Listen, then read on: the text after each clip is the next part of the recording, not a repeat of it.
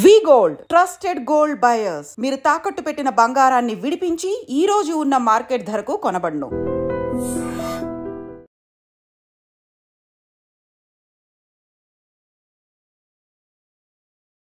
Operation Sindoor 2 ప్రారంభమవుతుందా? అది ఎప్పుడు ప్రారంభమవుతుంది? ప్రైమ్ మినిస్టర్ మోడీ గారు నిన్న 9 పాయింట్స్ చెప్పారు.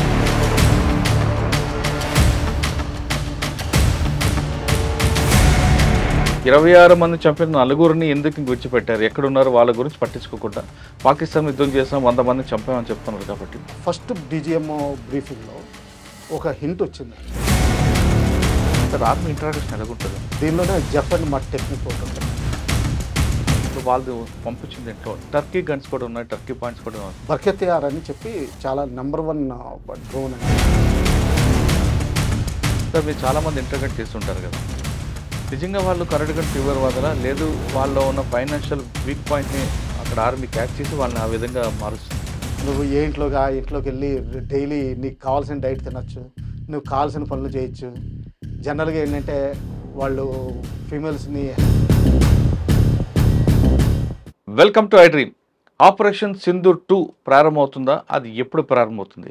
మొన్న ఆపరేషన్ సింధూర్లో జరిగిన పరిణామాలు ఏ విధంగా ఉన్నాయి? పాకిస్తాన్పై మరొకసారి యుద్ధం చేస్తామా లేదా? ఇరు దేశాలు కాల్పుల విరమణ ప్రకటించిన తర్వాత కూడా పాకిస్తాన్ పంజాబ్పై డ్రోన్లు దాడి ఏ విధంగా చూడాలనే విషయం మనతో మాట్లాడడానికి రిటైర్డ్ కల్నల్ వెలిచేటి వెంకటేశ్వర గారు ప్రస్తుతం అంతా ఉన్నారు. అన్నిటికీ చాలా క్లారిటీగా తెలుసుకుంటాం. సార్ నమస్తే. నమస్తే. ఆపరేషన్ సింధూర్ మన సక్సెస్, అందులో మాత్రం ఖచ్చితంగా మందే అప్పర్ హ్యాండ్ కనిపించింది. కానీ కొంతవరకు వాళ్ళకి పాకిస్తాన్కి ఫైనాన్షియల్ ప్రాబ్లం రావడం, కొన్ని ఆయుధాలు తగ్గిపోవడంతో వాళ్ళు ఒక దారికి వచ్చినట్టుగా కనిపిస్తుంది. మేము కొంతకాలం ఆపుతామనే లేదంటే మనతో రాజీకి రావడానికి చేస్తున్నట్లు వచ్చినా ఇరు దేశాల మధ్య చర్చలు జరుగుతున్నా, మరోవైపు కాల్పుల విరమణ ప్రకటించిన తర్వాత కూడా వాళ్ళు పంజాబ్, జమ్మూ ఆ ప్రాంతంలో డ్రోన్ల ద్వారా చేస్తున్నారు. దీన్ని ఏ విధంగా తీసుకోవాలి? దీనిపై మనం ఏ విధంగా సీరియస్గా యాక్ట్ చేయాలి? దాంతోపాటు ప్రధానంగా డిమాండ్ ఏంటంటే 26 మంది చంపిన నలుగురిని ఎందుకు విడిచిపెట్టారు? ఎక్కడున్నారు వాళ్ళ గురించి పట్టించుకోకుండా పాకిస్తాన్ యుద్ధం చేసాం 100 మందిని చంపామని చెప్తున్నారు. కాబట్టి ఆ నలుగురిని ఎప్పుడు పట్టుకుంటాం? అసలు ఆపరేషన్ సింధూర్ 2 ఎప్పుడు ప్రారంభమవుతుంది? ముందర ఫస్ట్ డీజీఎంఓ నిన్న చేసిన టాక్ గురించి రివ్యూ చేద్దాం. దాని నుంచి అది ఈవినింగ్ ఫ్లో అవుతుంది. ఓకే. నిన్న ఈవినింగ్ ఎప్పుడైతే జరిగిందో 2 పాయింట్స్ మీడియాలోకి వచ్చినాయి అండి. అంటే ఇంకా వాళ్ళు ప్రాపర్ బ్రీఫ్ ఇవ్వలేదు. కానీ ఒకటి ఏంటంటే కాల్పుల విరామం దాని గురించి ఒక్క బుల్లెట్ కూడా వెళ్ళకూడదని అన్నట్టుగా డిసైడ్ చేసుకున్నట్టు వచ్చింది. సెకండ్ థింగ్ ఏంటంటే surprising thing which I was not anticipating, మీరు రీఇన్ఫోర్స్మెంట్స్ కానీ మొబిలైజేషన్ కానీ చేయకూడదని వచ్చింది. దీని మీద కొంచెం ఎనాలిటికల్గా ఆలోచిస్తే పాకిస్తాన్కి విపరీతమైన భయం పుట్టుకున్నట్టు అనుమానం వస్తుంది. అది ఎస్పెషల్లీ నిన్న పంపించిన సాయంకాలం పంపించిన సర్వేలెన్స్ డ్రోన్స్ ఉన్నాయి చూసారా, అన్ని సర్వేలెన్స్ డ్రోన్స్ పంపించారు. మధ్యలో 1 నాట్ ఇంట్రడ్యూస్ చేసి ఉండొచ్చు, అంటే వెపనైజ్ చేసి. కానీ అందులో ప్రాబ్లం ఎక్కడంటే జమ్మూ నుంచి పఠాన్కోట్ మధ్యలో పంపించారు. మనం చెనాబ్లో నీళ్లు ఆఫ్ చేసి కొన్ని 3-4 రోజుల క్రితం కొంచెం ఎండబెట్టడం మొదలుపెట్టాం. అంటే మనకి ట్యాంకబుల్ కంట్రీ అయింది. బహుశా వాళ్ళకి విపరీతమైన భయం పుట్టుకుంది. ఇక్కడి నుంచి స్ట్రైక్ చేస్తారు, డీప్ స్ట్రైక్ చేస్తారు. పీఓకే వెనక్కి చర్చల ద్వారా కాకుండానే మిగతా దారిలో కూడా అంటే ఫోర్స్ఫుల్గా కూడా తీసుకుంటారని అదొకటి అర్థమైపోయింది వాళ్ళకి అర్థమైపోయింది. అందుకనే ఆ రీఇన్ఫోర్స్, ఎందుకంటే అక్కడ చాలా స్టేషన్స్ ఉన్నాయండి. అంటే చిన్న ఎవ్రీ 10 కిలోమీటర్స్ ఒక మిలిటరీ స్టేషన్ ఉంది జమ్మూ పఠాన్కోట్ మధ్య. బేసికలీ యూనిట్స్ ఎక్కడ వీటినన్నిటినీ సర్వేలెన్స్లో పెట్టారు వాళ్ళు. అందుకని అన్ని మల్టిపుల్ ఎంట్రీ పాయింట్స్ దొరికినాయి. సెకండ్ థింగ్, వాళ్ళు ఇదే అదను కింద ఎంతమంది టెర్రరిస్టులు వాళ్ళ దగ్గర మిగిలిపోయారో వీళ్ళు బెస్ట్ జైల్లో అన్నా ఉండాలి, లేకపోతే ఇండియాలో అన్నా ఉండాలి. ఇండియాకు పంపించేస్తే బెస్ట్, అంటే 2 birds in 1 stone అయిపోతుంది. అంటే వాళ్ళు జైలు ఎందుకు పెడతారండి? సేఫ్టీకి. Okay. They are safest in jail.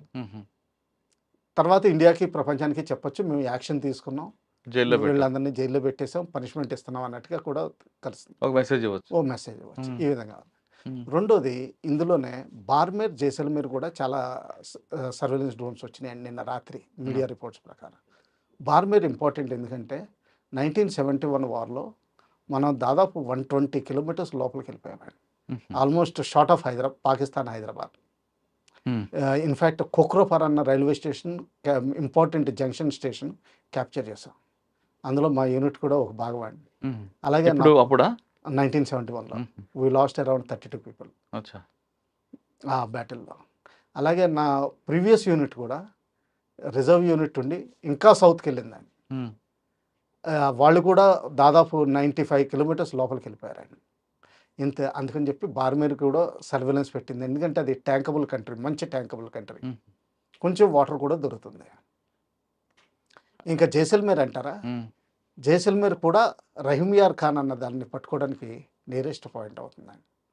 So ఆ విధంగా భయపడి, విపరీతంగా భయపడి వాళ్ళు సర్వేలెన్స్ డ్రోన్స్ నిన్న కూడా లాంచ్ చేసేసినట్టున్నారు డిస్పైట్ సీజ్ ఫైర్. అంటే పఠాన్కోట్ మీద అయితే, పఠాన్కోట్ జమ్మూ మధ్యలో అయితే మనం స్ట్రైట్గా కట్ చేసామనుకోండి, వాళ్ళ పిఓకే మనకి సయాల్కోట్ పైకి మన పాకిస్తాన్ పిఓకే ఏ పోర్షన్ అయితే కోట్లీ నౌషర్ అవి ఉన్నాయో అవి మన కంట్రోల్లోకి వచ్చేస్తాయి. మరి ఇక్కడండి రాజస్థాన్లో డీప్కి వెళ్ళిపోవచ్చు మనం పాకిస్తాన్కి, వాళ్ళు డిక్టేట్ చేయడానికి.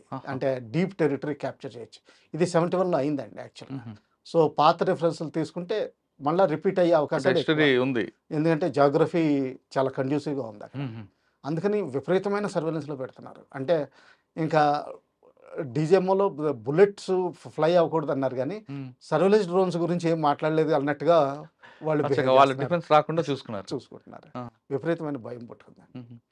కానీ ఇక్కడ ఆర్ఎస్పురా సాంబా సెక్టార్లో ఎక్కువగా వాళ్ళు, అదే చెప్పాను కదా, జమ్మూ పఠాన్కోట్ మధ్యలో మీకు ఆర్ఎస్పురా, సాంబా ఇవి మధ్యలో వస్తాయి. కానీ అక్కడ కూడా మిసైల్స్ పడుతున్నాయి కదా, డ్యామేజ్ అవుతుంది కదా. అదే అంటే దీంతో పాటు కొంచెం అంటే ఎన్ని సర్వేలెన్స్ డ్రోన్స్ పంపించినప్పుడు మధ్యలో ఒకటి ఇండక్ట్ చేసేస్తారండి. బహుశా చైనీస్ డ్రోన్స్ ఇండక్ట్ చేస్తున్నట్టున్నారు సర్వేలెన్స్ కోసం. అంటే వీడియో సర్వేలెన్స్ చేస్తారు, ఫోటోగ్రఫీకి డ్రోన్ వెనక్కి వెళ్తుందో లేదో తెలియదు, కానీ వీడియో మాత్రం అది ఎంతసేపు గాల్లో ఉంటే అంతసేపు ఆ వీడియో ట్రాన్స్మిట్ చేస్తూనే ఉంటుంది. జనరల్గా సివిలియన్స్ ఎస్టిమేట్ ప్రకారం నిన్న వచ్చిన 1200 to 1300 ఫీట్ అంటున్నారు. అంటే జస్ట్ పెద్ద ఎత్తులో లేవు, అంటే చాలా డీటెయిల్డ్గా సర్వేలెన్స్లో పెట్టున్నారు. సార్ ఇప్పుడు వాళ్ళు పంపించింది ఇంట్లో టర్కీ గన్స్ కూడా ఉన్నాయి, టర్కీ పాయింట్స్ కూడా ఉన్నాయి. టర్కీ అదే అడ్వాన్స్డ్, అంటే ఇప్పుడు చైనీస్ చెప్పాను కదండి, బర్కెతియార్ అని చెప్పి చాలా నెంబర్ 1 డ్రోన్ అండి ప్రపంచంలోనే. అంటే it may not be like reaper drone, మన దగ్గర రీపర్ డ్రోన్స్ కూడా ఉన్నాయి. ఓకే, కానీ కాస్ట్ బెనిఫిట్ అనాలిసిస్లోను ఫంక్షనింగ్లోను ఇది పూర్ కంట్రీస్కి చాలా బెస్ట్ యూఏవీ అండి. ఇది టర్కీ డ్రోన్. టర్కీ ఏంటండి దానికి స్పెషాలిటీ ఏంటి? లాంగ్ ఎండ్యూరెన్స్, తర్వాత ఏంటంటే దాని స్టెబిలిటీ అంటే పంపించగలం. తర్వాత ఏంటంటే వెపన్ లోడ్, దానికి 2 బ్రాకెట్లు ఉంటాయండి సైడ్ని వింగ్స్లో, దాని మీద మన బాంబ్స్ పెట్టి రిమోట్గా పేల్చేయచ్చు. అలాగే దాన్ని కామికేజీ కింద కూడా వాడచ్చు. అంటే ఏంటంటే ఇంకా నాకు అవసరం లేదు ఈ డ్రోన్ అనుకుని ఏ ఎమ్యునిషన్ పాయింట్లోనూ మామూలుగా పడగొట్టేయచ్చు దాన్ని మొత్తం బాంబులతోటి. అంటే సూసైడ్ బాంబర్ డ్రోన్ రోబో అనుకోండి, ఆ విధంగా. అలాగే కావాల్సింది క్యాప్చర్ చేసుకుని అక్కడ బ్లాస్ట్ చేసేవచ్చు. క్యాప్చర్ అక్కర్లేదండి, అంటే ఇప్పుడు లాంచ్ చేస్తారు, ఆ బాంబులు ఉంటాయి, దాన్ని ఏంటంటే ఇంకా అక్కడికి వెళ్ళిన తర్వాత నేను కూలిపోతాను అన్నట్టుగా కూలిపోతుంది మొత్తం. దాన్ని అంటే జపనీస్ వర్డ్ మనం వాడుతున్నాం. అంటే సెకండ్ వరల్డ్ వార్లో వాళ్ళు ఏరోప్లేన్స్ ఏం చేశారంటే అమెరికన్ ఫ్లీట్ని దించడానికి ఒకసారి మళ్ళీ ఎఫెక్టివ్నెస్ ఎంత ఉంటుందో తెలియదని చెప్పి డైరెక్ట్గా అప్పట్లో డీజిల్ ఇంజిన్స్ ఎక్కువ ఉండేవి. ఆ డీజిల్ ఇంజిన్స్ ఎక్కడైతే స్మోక్ ఫనెల్స్ ఉంటాయో అక్కడ డైరెక్ట్గా అటాక్ అంటే సూసైడల్ అటాక్ చేసేవారు. దాన్నే కామికేజే ట్రెడిషన్ అని అంటారు. అటువంటి టర్మ్ ఇచ్చారనమాట. ఈ డ్రోన్స్ కూడా అటువంటి డ్రోన్స్ అనమాట, జస్ట్ దిగిపోతాయి. టర్కీ పేరు ఎందుకు వచ్చిందండి? టర్కీ పేరంటే ఇది కంట్రీకి దీనికి ఉందా, లింక్ ఉందా? 2 కారణాలు అయ్యి ఉండొచ్చు. ఒకటి ఏంటంటే ప్రస్తుతం అక్కడ ఎర్డోగాన్ అని ఒక లీడర్ ఉన్నారు, ఆయన హీఈస్ ఎక్స్ట్రీమ్ రైట్. అంటే ఏంటంటే అంతకుముందు 1922లో ఎప్పుడైతే కాలిఫ్, వాళ్ళు సుల్తాన్ అనేవారు, కానీ ముస్లిం వరల్డ్ అంతా వాడిని క్యాలిఫ్ అనేది, దాదాపు 8 దశాబ్దాలు అంటే 1235 నుంచి వాళ్ళు రూల్ చేశారు. వాళ్ళ డైనాసిటీ వాళ్ళని తీసేశారు. ఇదంతా ముస్లిం వరల్డ్కి ఒక హెడ్ అండ్ వాళ్ళు ముస్లిం కల్చర్ చూస్తే వాళ్ళు ఒక ఉమ్మా గురించి మాట్లాడతారు, ఉమ్మా అండ్ క్యాలిఫ్. ఈ క్యాలిఫ్ ఎప్పుడు టర్కీలోనే ఉండేవాడు. And he was also protector of the great 2 mosques. In fact Saudi Arabia 1935లో ఎప్పుడైతే ప్రస్తుతం ఫ్యామిలీ స్టార్ట్ అయిందో కానీ అప్పుడే ఈ మక్కా మసీదు వాళ్ళ కంట్రోల్లోకి వచ్చింది. కానీ అంతకుముందు టర్కీ సుల్తాన్ దాని ప్రొటెక్టర్. అచ్చా అచ్చా. అలాగే ఇజ్రాయెల్లో ఉన్న జెరూసలేం దగ్గర ఉన్న గ్రాండ్ మాస్క్ కూడా దానికి కూడా చీఫ్ ప్రొటెక్టర్ టర్కీ సుల్తాన్ అని లెక్క పెట్టుకున్నారు. ఓకే, అందుకు టర్కీ అని. అందుకని చెప్పి వాళ్ళు తుర్కీ అంటారండి. తుర్కీ ఆ 19 అటాటర్క్ అని మన నెహ్రూ టైప్ లీడరు, కొంచెం సెక్యులరిజం టైప్ ఎక్కువ అటువంటిది. ఆయన అతన్ని బయటికి పంపించేసి అంటే డీథ్రోన్ చేసేసి డెమోక్రసీ తీసుకొచ్చాడు. ఆ డెమోక్రసీ తీసుకొచ్చిన తర్వాత అతని ఇంపార్టెన్స్ మొత్తం పడిపోయింది. కానీ ఇప్పుడు ప్రస్తుతానికి క్యాలిఫ్ ఎవరు కావాలి? సౌదీ అరేబియా అంటే వీళ్ళకి పడదు. ఇప్పుడు ప్రస్తుతానికి దాదాపు సౌదీ అరేబియా రూల్ చేస్తుంది. అంటే దాదాపు అంటే నెంబర్ 1 పొజిషన్లో. ఓకే, అతన్ని దించేసి వీళ్ళు తీసుకురావాలని. ఇందులో పాకిస్తాన్ ఏంటంటే educated manpower, 25 crore population, తర్వాత ఏంటంటే న్యూక్లియర్ పవర్. ఈ విధంగా టర్కీ దాన్ని. సార్ ఆర్మీ ఇంట్రాగేషన్ ఎలాగుంటుందండి? ఆర్మీ ఇంట్రాగేషన్ మన లోకల్ పోలీస్ లాగా కొట్టడం ఉంటుందా, లేదు ఒక సైంటిఫిక్గా వెళ్తారండి? సైంటిఫిక్గా ఉంటుంది. ప్రస్తుతం స్టార్ట్ అవుతుంది, మనం ఇద్దరం మాట్లాడుకుంటున్నట్టు. దీనిలోనే జెఫ్ అండ్ మట్ టెక్నిక్ ఒకటి ఉంటుందండి. ఫస్ట్ అది వాడతాం. ఎలా అంటే ఒకళ్ళు లోకల్ పోలీసుల లాగా 3rd degree 1st degree 2nd అది ఎప్పుడు ఉండదండి. ఎందుకంటే జనరల్గా సరెండర్ ఇలా క్యాప్చర్ అయినప్పుడు వాడు already either he's two smart అంటే రివీల్ చేయడం అసలు ఎప్పుడూ అంటే చాలా హార్డ్ ట్రైనింగ్ వరకు. అంటే వాడి డిగ్రీ ఆఫ్ రెసిస్టెన్స్ ఎంత ఉందో మనం. సార్ మీ దగ్గర పికప్ చేశారనుకుంటాం, క్యాప్చర్ అయ్యాడు అని ఏ స్టెప్లో తీసుకొస్తారండి? ముందు క్వశ్చన్ చేసుకుంటారా, తర్వాత కొడతారా, ఏ విధంగా ఇంట్రాక్షన్? మామూలుగా చేతులు కట్టేసి ఒక రూమ్లో పెడతామని. దాని తర్వాత రూల్ ప్రకారం ఏంటంటే 24 hours మన పోలీస్కి హ్యాండ్ ఓవర్ చేయాలండి. పోలీస్కి హ్యాండ్ ఓవర్ చేసిన తర్వాత వాళ్ళు చూసుకుని వాళ్ళకి ప్రొసీజర్స్ ఉంటాయి కదండి. మామూలు క్రిమినల్ ప్రొసీజర్స్ ఎలాగ ఉంటాయో, జ్యుడిషియల్ కస్టడీ, పోలీస్ కస్టడీ. దాని తర్వాత ఏంటంటే పోలీస్ కస్టడీ తీసుకుని వాళ్ళు జాయింట్ ఇంటరోగేషన్ సెంటర్కి పంపిస్తారండి. వేరియస్ ప్లేసుల్లో ఉన్నాయి, జమ్మూ, శ్రీనగర్ వీటిలో ఉన్నాయి ప్రామినెంట్గా చెప్పాలంటే. అక్కడ పంపించిన తర్వాత వాళ్ళు వీళ్ళని హ్యాండిల్ చేస్తారండి. ఒకవేళ ఏదైనా అవసరం వస్తే ఏ పర్టికులర్ ఏజెన్సీ సైట్కి తీసుకెళ్ళడం, ఫిజికల్గా అంటే మనుషుల్ని కల్పించడం, ఇవన్నీ చేస్తారండి. అంటే వెరిఫికేషన్ కోసం, డీటెయిల్డ్ రెక్కి కోసం ఇవన్నీ చేస్తారు. 1st degree 2nd degree 3rd degree ఉండవండి. 1st degree 2nd degree 3rd degree అన్న ఏంటంటే ఇవి ఏ లాలో అయినా సరే ఫస్ట్ హ్యూమన్ రైట్స్ వయలేషన్లో కూడా లెక్కలోకి వస్తాయండి. ఇది ఎక్కడ ఎవరైనా ఒకళ్ళు చేసినా కానీ ఒప్పుకోరు. ఇది ఫస్ట్ థింగ్. రెండో థింగ్ ఏంటంటే ఇది అవసరం లేదండి.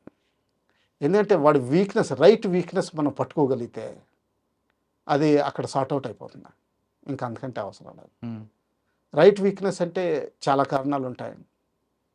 ఏంటంటే ఒకసారి వాడికి ఊళ్ళో అంటే పాకిస్తాన్లో ఏమీ లేక అనాథ అయ్యుండి వాడిని రిక్రూట్ చేసి వాడిని బ్రెయిన్ వాషింగ్ చేసి పంపించారు. తర్వాత వాళ్ళకి ఇంజక్షన్లు ఇస్తారండి, యాడ్రిలిన్ టైప్ ఇంజక్షన్స్. తర్వాత మా భోజనాల్లో మొత్తం మందు కలపడం, గంజాయి కలపడం, ఇటువంటివి కూడా జరుగుతాయి. సో ఒక మైండ్ సెట్ అయిపోతుంది. ఎప్పుడైతే ఈ మైండ్ సెట్ నుంచి బయటికి తీసుకొచ్చామో ఇంకా దాన్ని సింగింగ్ లైక్ ప్యారెట్ అంటారు. లైక్ కసాబ్కి అడ్రినలిన్ ఎఫెక్ట్ ఉండేదండి. అందుకనే చెప్పి కొన్ని ఫొటోస్లో most famous photo in VT స్టేషన్లో చూస్తే కసాబ్ అంత క్రూడ్ కిందకి ఇంకెవరు కనిపించరు ఆ ఫేషియల్ అదే. కానీ దాని తర్వాత చూస్తే ఏదో నార్మల్ మ్యాన్ లాగా ఉన్నాడు. అంటే ఆ డ్రగ్ ఎఫెక్ట్ దిగిపోయింది. అలా ఉంటుంది సార్. మీరు చెప్తానికి ఎమోషనల్ బ్లాక్మెయిలింగ్ లేదా వాడి వీక్ పాయింట్ను బ్రేక్ చేస్తారు. ఇప్పుడు పాకిస్తాన్ అనాథ, వాడికి ఏం వెనక లేదు ముందు లేదు, అటువంటి వాడు బాగా కరుడు కట్టిన దీంట్లో ఉంటాడు.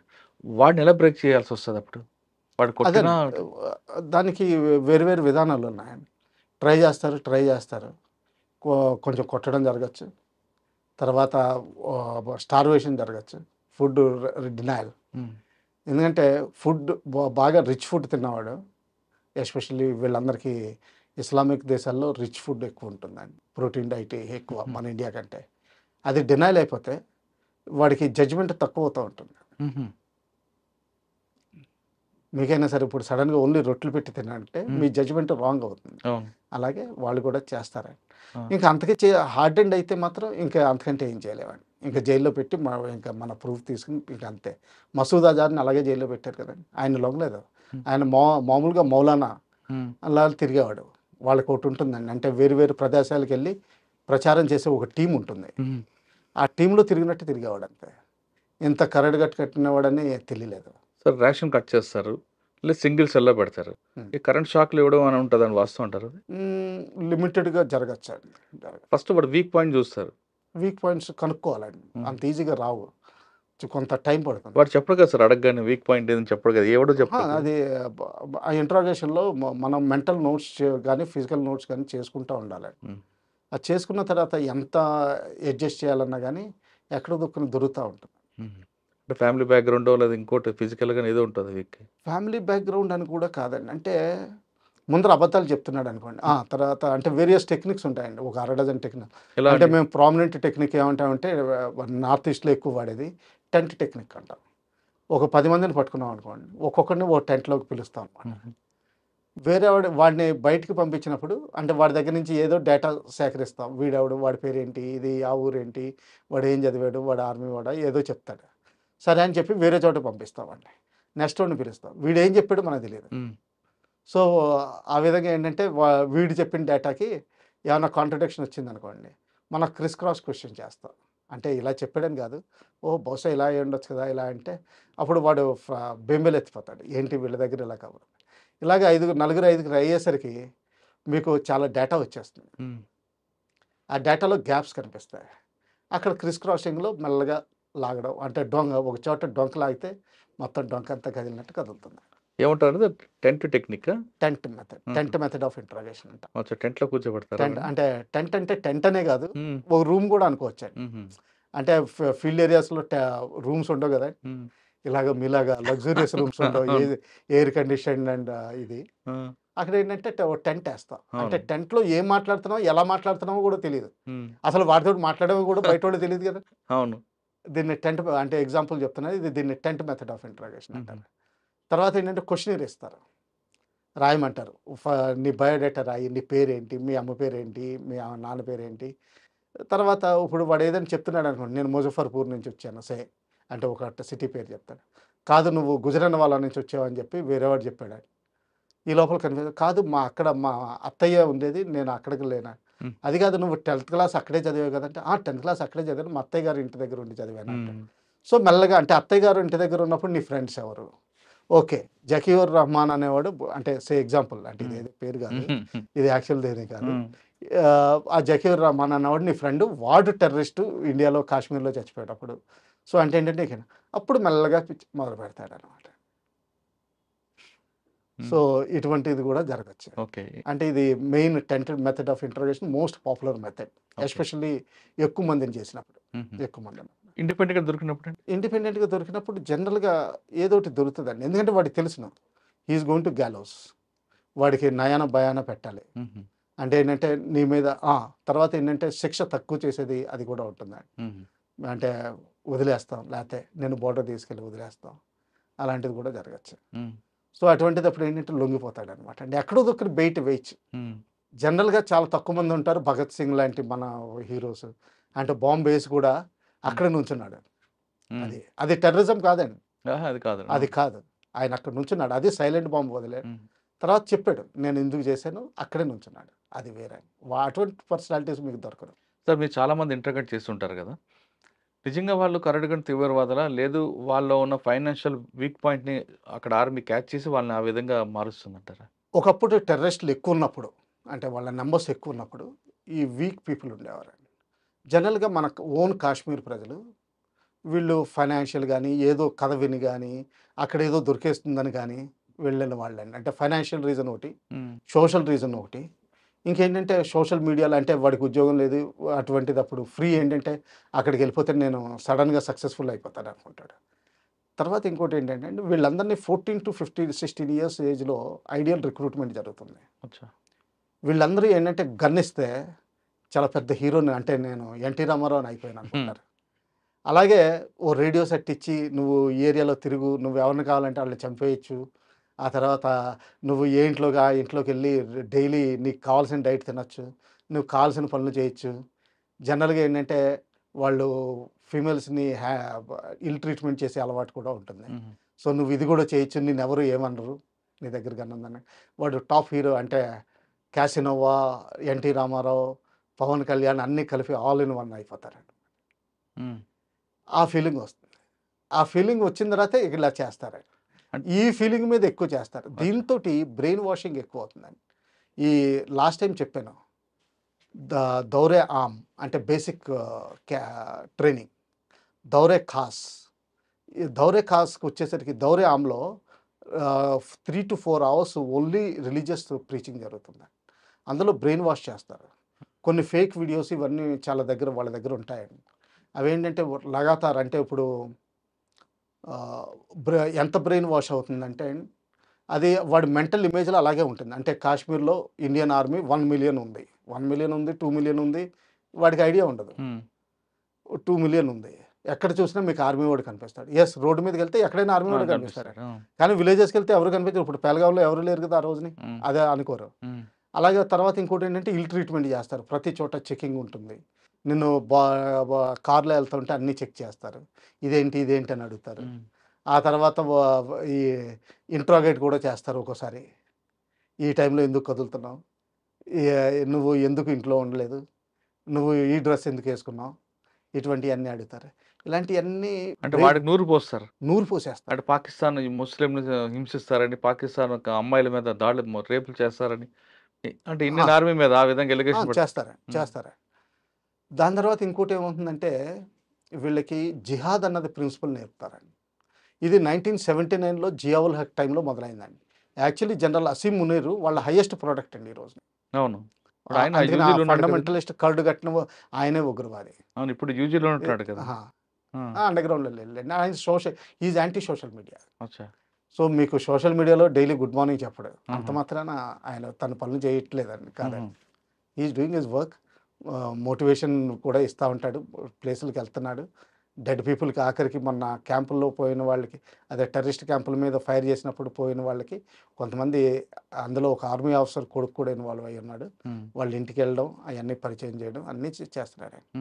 సోషల్ మీడియాలో రారండి, ప్రొఫెషనల్స్ ఎవరు రారు. అంటే వాళ్ళు కేవలం ఐడియాలజీ కోసం కాదండి, ఈ విధంగా తుపాకీ ఇచ్చి అలవాటు చేసి వాడి మీద క్రైమ్ ఇన్వాల్వ్ చేస్తారు. అదొకటండి. అంటే ఇప్పుడు ఆ ఏజ్లో ఏంటంటే దీనికి లొంగుతారు. Next ideology కలుస్తుందండి. ఐడియాలజీలో ఏంటి, వీళ్ళందరూ కాఫీర్స్. వీళ్ళు ఏంటంటే ఏదో రాయిని పెట్టుకుని దాన్ని పూజ చేసేస్తూ ఉంటారు. ఎంత ముద్దులో పూజ చేస్తూ ఉంటారంటే దానికి రోజు ఒక కొబ్బరికాయ కొట్టేసి, దానికి ఒక చలివిడి తినిపించేసి, దానికి పువ్వులు చేసేసి, దాన్ని నెత్తులు పక్కనున్న కెనాల్లోంచి నీళ్లు తీసి అందులో తాగేసి ఇలా చేస్తూ ఉంటారు. ఇలా అన్నట్టుగా చెప్తూ ఉంటారు అనమాట. తర్వాత ఇంక వీళ్ళని మన మతంలోకి మార్చపోతే, మనలాగా మారపోతే వాళ్ళని చంపేయమని చెప్పి మన మత ప్రవక్త చెప్పారని చెప్తారు. జిహాద్ ఇన్కల్కేట్ అవుతుంది.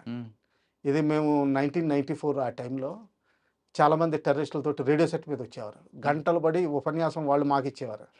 మాకు టైం పాస్ అయ్యేది కాబట్టి అవన్నీ వింటూ ఉండేవాళ్ళం అనమాట. సిడీస్ సర్క్యులేషన్ అవుతాయి. అలాగే వాళ్ళకి హీరోస్ అంటే ఇక్కడ ఇండియాలో ఏదైనా యాంబుష్ అయింది ఒక్కసారి, అప్పట్లో మొబైల్స్ అంత ఉండే కాదు. 94, 95లో 2005 తర్వాత బాగా ప్రాచుర్యం వచ్చినాయి. అప్పుడు ఏంటంటే వీడియోస్ తీసేవారు. అవి ఏంటంటే బాగా పాటలు పాడి మ్యూజిక్ జోడించి, ఇప్పుడు టిక్టాక్ ఎలా చేస్తున్నారో అలా చేసి ప్రచారంలోకి వస్తాయి. తర్వాత ఏంటంటే నువ్వు ఇక్కడ చనిపోతే, ఈ విరోచితంగా చనిపోతే నీకు పైన అంటే వాళ్ళు ఎక్కడో కొన్ని రిలీజియస్ రైటింగ్స్లో ఉన్నాయండి, 72 మంది కన్యలు నీకు అక్కడ పైన దొరుకుతారు, నీకు స్వర్గం దొరుకుతుంది, నువ్వు వేరే తప్పులు ఏ చేసినా కానీ అన్నీ మాఫీ, ఇవన్నీ చెప్తారనమాట. సో వాడు ఏమనుకుంటాడంటే ఒకసారి నేను బతికేది 2 ఏళ్ళు అయినా కానీ నేను ఇంకా రాజాలో బతుకుతాను. రాజాలో బతుకుతాడు కూడా అండి. వచ్చినప్పుడు చాలామంది కోఆపరేట్ కూడా చేస్తారు. అన్ఫార్చునేట్లీ అది జరుగుతుందండి. ఈ ఫండమెంటలిజం ప్లస్ వాడి ఇమ్మెచ్యూరిటీ, నేను అంటే ఈ పదం ఇప్పుడు పట్టుకున్నానండి, ఇమ్మెచ్యూరిటీ లెవెల్ని ఎక్స్ప్లాయిట్ చేస్తారండి. 21 లోపల వాడు సూసైడ్ బాంబర్ కింద తయారవ్వాలంటే తయారవుతాడండి. 21 తర్వాత మీరు ఎంత చేసినా జనరల్గా 99% మనుషులు అవరండి, మెచ్యూర్ అవుతుంది. ఆ ఇమ్మెచ్యూర్ స్టేజెస్లోనే పట్టుకోవాలండి. సార్ ఫైనల్గా చెప్పండి, ఆపరేషన్ సింధూర్ 2 ఎప్పుడు ప్రారంభమవుతుంది? మనం అనుకోవడానికి ఏమీ లేదండి. మనం నిజంగా జెన్యూన్ అంటే మనకి 15,000 years ఆఫ్ మన రామాయణం, మహాభారతం ఇవన్నీ నడిచి కూడా మా బుద్ధుడు, వర్ధమానుడు ఇవన్నీ నడిచిన తర్వాత మన బ్లడ్లో జీన్స్లో వచ్చేసిందండి. మన బేసికలీ శాంతి కాముకులు, నిజంగానే వసుదైవ కుటుంబకం. మనకి 144 క్రోర్ పీపుల్ ఉన్నారు. అంటే 144 అంటే 1 బిలియన్, 1.5 బిలియన్. అంటే మీకు జస్ట్ జీరోలు పెట్టుకుంటే 9 జీరోస్ వస్తాయండి. ఒకవేళ కొంతమంది ఎర్రంటి పీపుల్ ఉన్నారనుకోండి, అంటే మనలో కూడా కొంతమంది ఉంటారు. అవును. వేవర్డ్ పీపుల్ ఉన్నారు. ఉమ్. ఆ వేవర్డ్ పీపుల్ 0.9 జీరోస్ పెట్టుకుంటేనే కానీ 1 రాదండి. అంత లో పర్సెంటేజ్. సో మన 80% పాపులేషన్ ఏంటంటే విలేజెస్కి వెళ్ళినప్పుడు మీకు యాక్చువల్ తెలుస్తుంది. కుంభమేళాకి వెళ్ళినప్పుడు తెలుస్తుంది ఎటువంటి మనుషులు మనం. శాంతి కాముకతం. ఎప్పుడు అన్నం పంచుతాం. ఎప్పుడు కానీ శాంతి శాంతి అంటే మనకు చులకన చేస్తున్నారు కదండి పక్క దేశం. ఇంకా తప్పదండి. మన ఒక ఫిలాసఫీలో ఉన్నాం. ఆ ఫిలాసఫీలో ఈ దెబ్బలు తినక తప్పదు. కాకపోతే ఏంటంటే మనం ఒకటి రియలైజ్ అవ్వాలి. కృష్ణ సందేశం వినిపించుకుని శిశుపాలుడిని 100 తప్పులు చేసిన తర్వాత ఇంకా సంహరించాల్సిన అవసరం వచ్చిందని చెప్పి మన ఆ నిర్ణయానికి రావాలండి. అందులో గీత మనం కరెక్ట్‌గా అర్థం చేసుకోవాలండి. ఇంకోటి చూస్తే ఏంటంటే ఎప్పుడైతే బుద్ధిజం, జైనిజం బాగా అంటే 2nd century BC to 6th century బాగా పాపులారిటీలో వచ్చినాయండి. క్షత్రియ క్లాన్ అంటే నేను క్యాస్ట్ సిస్టమ్ మాట్లాడలేదు. ఆ క్షత్రియ ట్రేడ్స్ ఉంటాయి చూసారా? మన దేశంలో ఫినిష్ అయిపోయినాయి. హుహు. చాలా తక్కువ మంది ఉన్నారు ఆ క్షత్రియ ట్రేడ్స్ ఉన్నవాళ్ళు. భగత్ సింగ్ ఇటువంటి వాళ్ళందరూ, ఆజాద్ వీళ్ళందరూ ఉన్నారండి. అలాగే ముస్లిమ్స్‌లో కూడా లేరని కాదు. ఉన్నారు. ప్రఫుల్ల చాకో మీరు చాలామందిని చూడండి. ఉన్నారండి. ఆ ట్రేడ్స్ బేసికల్లీ మనలో లేవండి. హ్మ్. ఫైట్ చేసే అంటే అందుకనే రాజ్‌పూట్స్ నిజంగా చూస్తే ఏంటంటే మిడివల్ సెంచరీస్‌లో ఇది కొంచెం కాంట్రోవర్షియల్ రిమార్క్ అవ్వచ్చు. వాళ్ళందరూ నిజంగా కలిపికట్టు ఇస్లామిక్ రూల్‌ని అంటే ఇన్వేడర్స్‌ని రెసిస్ట్ చేస్తే వాళ్ళకి ఇన్వైట్ చేయగలిగే ధైర్యం ఎవరికీ లేదండి. హుహు. అలాగే వాళ్ళందరూ రెసిస్ట్ చేసుంటే అక్బర్ డౌన్ అయిపోయాడండి. అక్బర్ నిజంగా ప్రార్థన చేసేవాడు ఎళ్లి. అందుకని అజ్మీర్ దర్గా మీద ఆయనకంత భక్తి. తర్వాత ఏంటంటే రాజనీతి వాడి హిందూ ప్రిన్సెస్‌ని పెళ్లి చేసుకొని, ఇలా చేసుకొని మామూలుగా రాజనీతితోటి బయటకొచ్చాడనమాట. లేకపోతే అప్పుడే ఫినిష్ అయిపోయేదండి. అంటే మనం ఇంకా ఆఫ్టర్ సింధూర్ 2 స్టార్ట్ అవుద్దంటారా? లేదా స్టార్ట్ ఇంకా మనం అవుతుంది. శాంతి అంటూ వెనక్కి తగ్గుదాం అంటారా? ప్రైమ్ మినిస్టర్ మోడీ గారు నిన్న 9 పాయింట్స్ చెప్పారండి. హ్మ్. ఫస్ట్ థింగ్ ఏంటంటే ఆయన ఇండియన్ రిజల్యూట్‌నెస్, పబ్లిక్ ఒపీనియన్‌ను కన్వే చేశారు ఇంటర్నేషనల్ కమ్యూనిటీకి. అలాగే చెప్పారు ఇంటర్నేషనల్ కమ్యూనిటీకి మేము వేరే పార్టీని ఇన్వైట్ చేయము. ద్వైపాక్షికంగా అగ్రీబుల్. ద్వైపాక్షికంగా నేను 2 మాటలు మాట్లాడతానన్నారు. ఒకటి కౌంటర్ టెర్రరిజం అదే టెర్రరిస్ట్ గురించి, ఒకటి పీఓకే గురించి. సో ఆ 2 నిజంగా ఆయన చర్చలకి పాకిస్తాన్ దిగితే పర్వాలేదు. లేకపోతే ఆబ్వియస్లీ కవ్వింపు చర్యలకు దిగితే మాత్రం ఇమ్మీడియేట్ రెస్పాన్స్ ఉంటుంది. తర్వాత ఒకవేళ కవ్వింపు చర్యలకు దిక్కకుండా ఇలాగే కంటిన్యూ అయితే ఆ నెక్స్ట్ ఫేజ్ ఎప్పుడు మొదలవుతుందో లాంగ్ టైం పడుతుంది. హ్మ్. సో అందుకనే వాళ్ళు విపరీతంగా భయపడుతున్నారు. ఆ రిజల్యూట్‌నెస్ ఫస్ట్ పాయింట్ నేను రిజల్యూట్‌నెస్ చెప్తున్నాను. ఇందులో వర్డ్ ఆయన ఎక్కడ వాడలేదు. నేను రిజల్యూట్‌నెస్ తోటున్నానని. కానీ మన country led by able leader అంటే కరెక్ట్ లీడర్. ఈ రోజుకి ఈ టైంకి మాత్రం ఆయన బెస్ట్ లీడర్. హ్మ్. సో నేను అనుకోవడం ఏంటంటే నెక్స్ట్ పాయింట్ మొదలవుతుందండి. ఏంటంటే పాకిస్తాన్‌లో ఇంకోటి చూడాలండి. 2 పాయింట్లు ఉన్నాయి అందులో. ఫస్ట్ థింగ్ ఏంటంటే వాళ్ళ political setup is subservient to military setup. ఆ మిలిటరీ సెటప్‌లో కూడా కొంచెం డిస్సెన్షన్ ఎక్కువ ఉందండి. అక్కడ పాకిస్తాన్ సైక్ ఎలా ఉంటుందంటే అండి, core commanders chief of army staff తోటి కలిస్తే కలుస్తారు, కలవకపోతే కలవను కూడా కావచ్చు. ఫర్ ఎగ్జాంపుల్ ఎప్పుడైతే ఇమ్రాన్ ఖాన్ గారి రైట్స్ 2 ఇయర్స్ బ్యాక్ అయినాయో పీటీఐవి, లాహోర్ కోర్ కమాండర్ నేను మన ఓన్ సిటిజన్స్ మీద నేను ఫైర్ చేయనని చెప్పి ఆయన ఇంటి దగ్ధమవుతున్నా కానీ, అరే బాబు ఇవన్నీ మీకు అనవసరం, మీరు ఇది పట్టుకెళ్ళొద్దని అక్కడ పక్కన నుంచి చెప్తున్నారు కానీ ఆయన ఎప్పుడు ఫైర్ ఓపెన్ చేయించలేదు. అదర్వైజ్ ఆయన దగ్గర కనీసం 90 మంది గార్డులు ఉండాలండి. హ్మ్. తర్వాత కంప్లీట్ కోర్ రిసోర్సెస్ అన్నీ ఆయన దగ్గర ఉన్నాయి. రీఎన్ఫోర్స్మెంట్స్ వస్తాయి. ఆయన చేయలేదు. తర్వాత ఆయన ఇల్లు ఏంటంటే గుర్తుపెట్టుకోవాల్సింది జిన్నా గారి పర్సనల్ ఇల్లు ఆన్ లీజ్ టు గవర్నమెంట్. అటువంటి ఇంటిని డ్యామేజ్ చేయించారంటే అంటే ఒప్పుకున్నారంటే ఆయన మంచివాడండి. ఆయన్ని డిస్మిస్ చేసి ఇది చేశారు. అలాగే ఫైజ్ అహ్మద్‌ని కూడా చేశారు. ఆయన ఇంకా కోర్టు కేసులో ఇరుక్కున్నాడు. మిలిటరీ కోర్టులో ఉన్నాడు. అంటే ఏంటంటే కొంతమంది మంచివాళ్ళు కూడా ప్రొఫెషనల్ పీపుల్ కూడా ఉన్నారండి. వాళ్ళకి ఎటువంటి అన్నెసరీ బ్లడ్ షెడ్ ఇంట్రెస్ట్ ఉండదండి. సో వాళ్ళలో కూడా డిసెన్షన్స్ ఉన్నాయి. బహుశా వాళ్ళ మాటలు కూడా వినిపించుకోకపోవచ్చు. ఈ సర్వేలెన్స్ డ్రోన్స్‌ని పంపించడం భాగం అందులో కూడా అయి ఉండొచ్చు. హుహు. సెకండ్ థింగ్ ఏంటంటే చైనాకి ఇది నచ్చట్లేదు ప్రస్తుతం నడుస్తున్న పరిస్థితుల్లో. అమెరికా లీడ్ తీసుకోవడం. అందుకనే అందరూ ఆమె ట్వీట్ ఎందుకు చేశారు ట్రంప్ గారు ముందర మన ఇండియాకి అనౌన్స్‌మెంట్ చేయకుండా అంటున్నారు. ఆయన ఏంటంటే ఆయన చైనా గురించి చూసుకుంటున్నాడు తప్పితే కానీ ఇంటర్నేషనల్ కమ్యూనిటీని అడ్రస్ చేస్తున్నాడు తప్పితే కానీ ఎవరు ముందర చేయాలనేది ఆయన పట్టింపు లేదు. చైనాకి చాలా ఇదేంటి కంటకం కింద ఉంది ఎంటైర్ లాస్ట్ 3 days ఇన్సిడెంట్స్. ఎందుకండి? వాళ్ళ ఇంపార్టెన్స్ పోయింది కదండి, ఎక్కడ లేదు. వాళ్ళు కేవలం వెపన్స్ మిసైల్స్ పంపించి టెస్టింగ్ చేయించుకుంటున్నారు అంతే, కానీ ఎక్కడ వాళ్ళకి ఇంపార్టెన్స్ దొరకట్లేదు. ఇండియా కూడా గడ్డి ఏమీ వేయలేదండి వాళ్ళకి. సో తర్వాత ఏమవుతుందంటే, సో వాళ్ళకున్న sympathisers Munir is more tune to China అనుకుంటాను. ఎందుకంటే ఫస్ట్ ఆర్మీ చీఫ్ ఈయన అమెరికాలో కోర్స్ చేయలేదండి, అంటే ట్రైనింగ్ ఏది చేయలేదు. జనరల్గా అమెరికాలో ట్రైనింగ్ చేసినప్పుడు వాళ్ళు ఎంత బాగా చూసుకుంటారంటే కొంత వాళ్ళ సైడు సైకలాజికల్గా తిరుగుతారండి మనుషులు. అర్థమైందండి. సో ఆ విధంగా తిరగలేదు, అంటే హీఈస్ చైనా ఆయన మ్యానిపులేట్ చేస్తున్నట్టు అనిపిస్తుంది. మా ఇంపార్టెన్స్ కూడా తీసుకురా, నువ్వేదోటి చెయ్యి, సో అప్పుడు మేము వస్తాం, అమెరికా ఫెయిల్ అయిపోయింది మేము చేసామంటాం, ఆ విధంగా కూడా ఆలోచించారు. ఆపరేషన్ సింధూర్ 2 త్వరలో ప్రారంభం అవుతుందంటున్నారు వెంకటేశ్వర గారు, కానీ అది పాకిస్తాన్ వైపు నుంచి వాళ్ళు ఇచ్చిన ప్రొవోకేషన్ బట్టి సింధూర్ 2 ఉంటుందంటూ చెప్తున్నారు. మరోవైపు ప్రధానమంత్రి మోడీ ప్రసంగంలో చాలా క్లారిటీ ఇచ్చారు, ఇది మొత్తం ప్రపంచం అంతటికీ ఆల్రెడీ అర్థమైంది కాబట్టి ఆయన భారతదేశం మీద ఎవరు ఏ విధంగా ప్రయత్నం చేసినా ఈ మెసేజ్ ద్వారా కరెక్ట్గా సమాధానం వెళ్తుందంటూ చెప్తున్నారు వెలిచెడ్డి వెంకటేశ్వర గారు. ఇది పాకిస్తాన్ ఆపరేషన్ సింధూర్ 2పై వెలిచెడ్డి వెంకటేశ్వర గారితో అభిప్రాయం. వచ్చేవారు మరో విషయంలో మళ్ళీ కలుద్దాం. నమస్తే అండి, thank you sir, thank you very much.